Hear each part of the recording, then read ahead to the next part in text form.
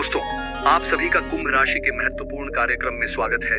आज रात 12 बजे से शनिदेव आपकी राशि में प्रवेश कर रहे हैं। अब आपकी जिंदगी में ऐसा धमाल होगा जो आपने सपने में भी नहीं सोचा होगा। कई बार जब शनिदेव का नाम आता है तो लोगों के मन में डर बैठ जाता है कि अब उनकी साढ़े साती शुरू हो गई है, अब वे मेरी राशि में आ चुके हैं। लेकिन ध्यान रखना, शनिदेव केवल उन्हीं को दंडित करते हैं जिनके कर्मों में खोट होता है, जिनके मन में अपनी गलतियों का डर होता है।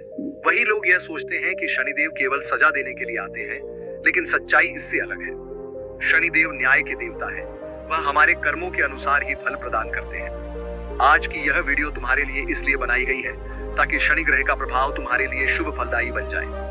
आज रात 12 बजे से शनिदेव तुम्हारी राशि में प्रवेश कर रहे हैं और यह जानना जरूरी है कि यह तुम्हारी जिंदगी पर कैसा प्रभाव डालेगा।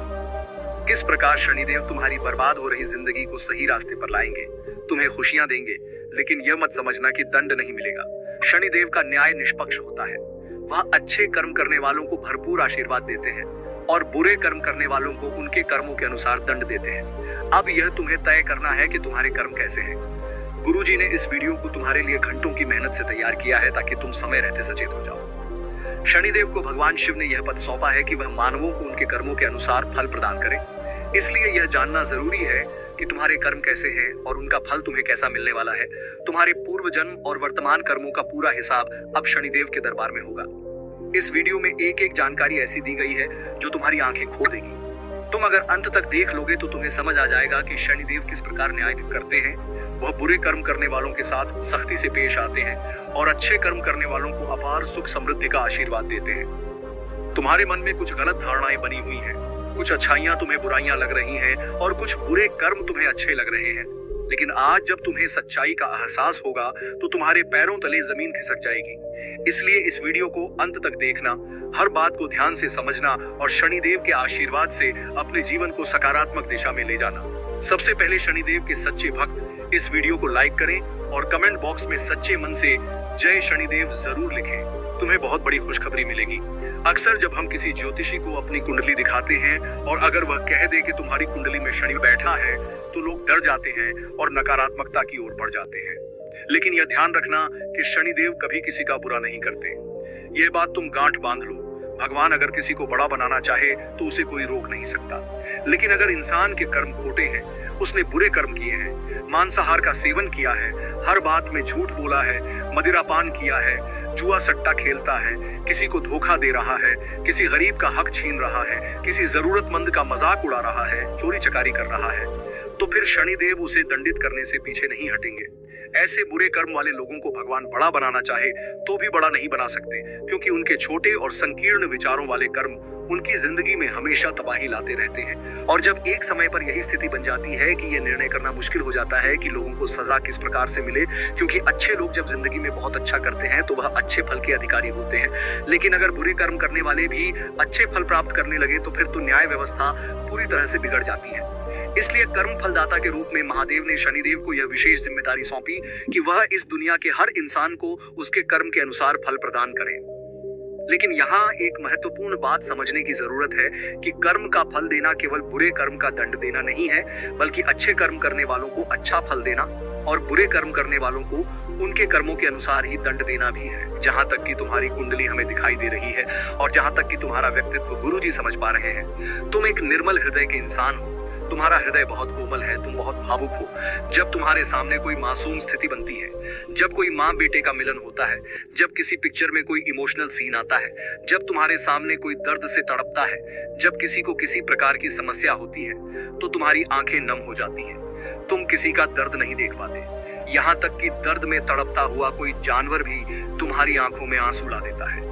तुम कितने अच्छे इंसान हो कि तुम हमेशा लोगों का भला ही सोचते हो, दूसरों की सफलता में खुश होते हो। तुमने आज तक ये नहीं कहा कि किसी इंसान का बुरा हो जाए, किसी को नुकसान हो जाए, जबकि तुम्हारे बारे में कई लोगों ने अलग अलग धारणाएं बना रखी हैं।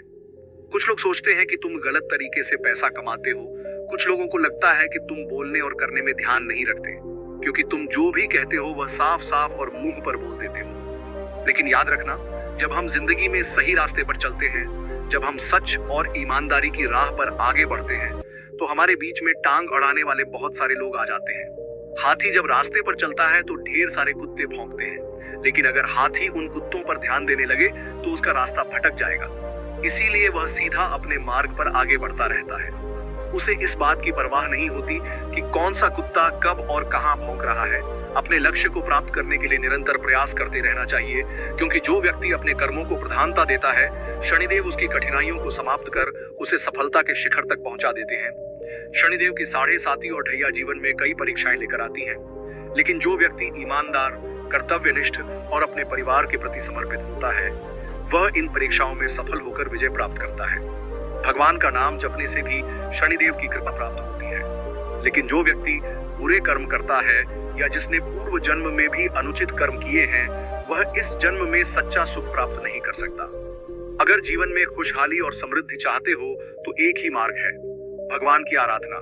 संसार में दो तरह के लोग होते हैं, एक वे जो दिन रात परिश्रम करते हैं लेकिन सफलता उनके हाथ नहीं लगती, धन आता है लेकिन रुकता नहीं, और दूसरे वे जो अनुचित कार्यों, छल कपट, मांस मदिरा और अनैतिक साधनों से भी धन संपत्ति अर्जित कर लेते हैं। इसका कारण यह है कि मनुष्य केवल इस जन्म को देखता है, लेकिन भगवान उसके पूर्व जन्मों के कर्मों का भी हिसाब रखते हैं। जो इस जन्म में कठिन परिश्रम कर रहा है लेकिन फल नहीं मिल रहा, उसके पिछले जन्म के नकारात्मक कर्म उसकी राह में बाधाएं डाल रहे हैं। जबकि जो व्यक्ति अनैतिक तरीकों से सुख भोग रहा है, वह अपने पूर्व जन्म के अच्छे कर्मों का फल भोग रहा है। लेकिन जैसे ही उसके पुण्य समाप्त होंगे, उसके इस जन्म के पाप उसे बर्बादी की ओर धकेल देंगे।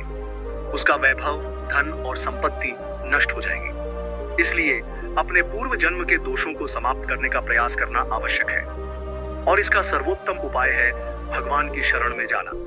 चाहे वह श्री राम हो, श्री कृष्ण हो, राधा रानी हो, मां भवानी हो या कोई अन्य दिव्य शक्ति, एक भगवान को पकड़कर निष्ठापूर्वक आराधना करनी चाहिए।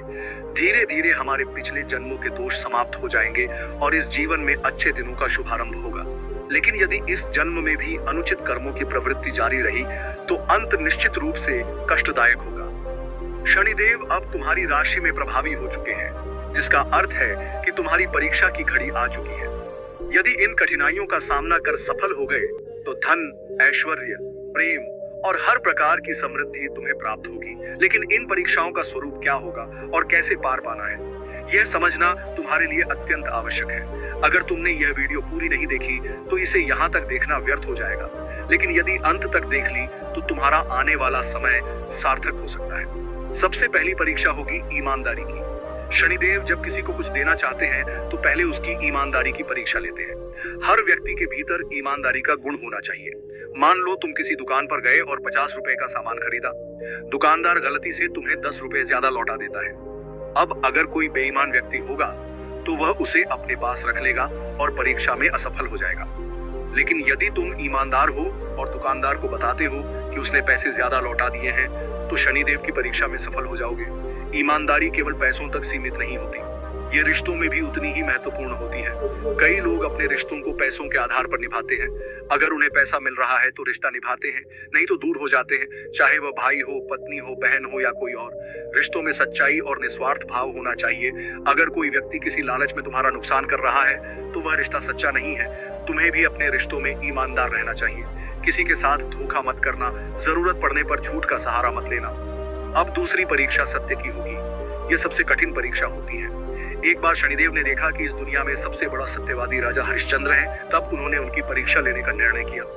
राजा हरिश्चंद्र के पास अपार संपत्ति, राजपाट और ऐश्वर्य था, लेकिन शनिदेव ने उनकी ऐसी परीक्षा ली कि सब कुछ उनसे छिन गया।